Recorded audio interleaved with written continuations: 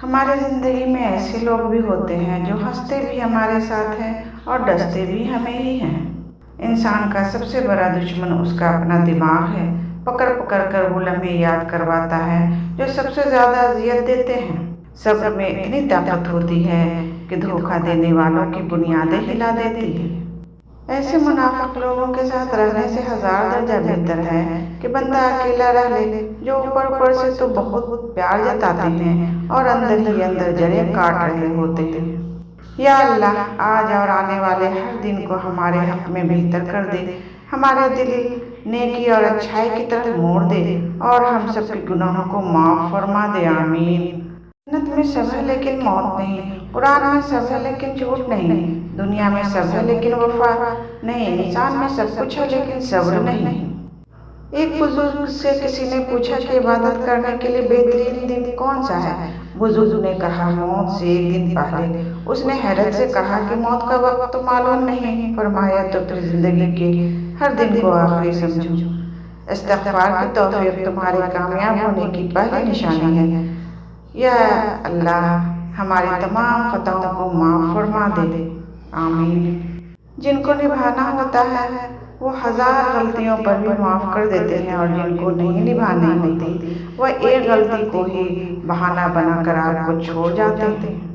दुनिया में दो तरह के लोग होते हैं, कुछ बुरे वक्त में बदल जाते हैं और कुछ बुरे वक्त को बदल देते हैं। दुनिया में बोली जाने वाली तमाम जुबानों में सबसे मीठी जुबान मतलब की होती है। जब दिल घबराने लगे और आंखों से आंसू आने लगे, सिर्फ एक काम करना, अपने हाथ अल्लाह ताला के सामने दुआ के लिए उठाना। चाहे कुछ ना कहना, लेकिन अल्लाह ताला सब समझ जाएगा, आपके दर्द को, आपकी तकलीफ को, आपकी ज़रूरत को। बेशक अल्लाह हर चीज़ पर कुदरत रखता है। अल्लाह, हमें मांगने का सलीका नहीं आता, फिर भी हर रोज़ इस यकीन से हाथ फैलाते हैं, तुझी से मांगते हैं कि तेरे सिवा हमारी दुआओं को और कोई कबूल करने वाला भी नहीं।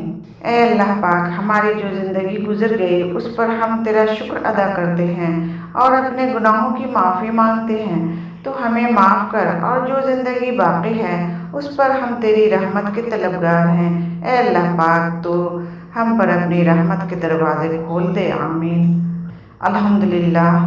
मुस्कुराएं और कहें अल्हम्दुलिल्लाह, आपकी ज़िंदगी लाखों लोगों से बेहतर है। सबसे बड़ा वजीफा, गीबत छोड़ दो, दूसरों की बुराइयां पकड़ना छोड़ दो, दूसरों का तज़किरा करना छोड़ दो, फिर थोड़ा सा अमल भी तुम्हें बहुत नफ़ा देगा।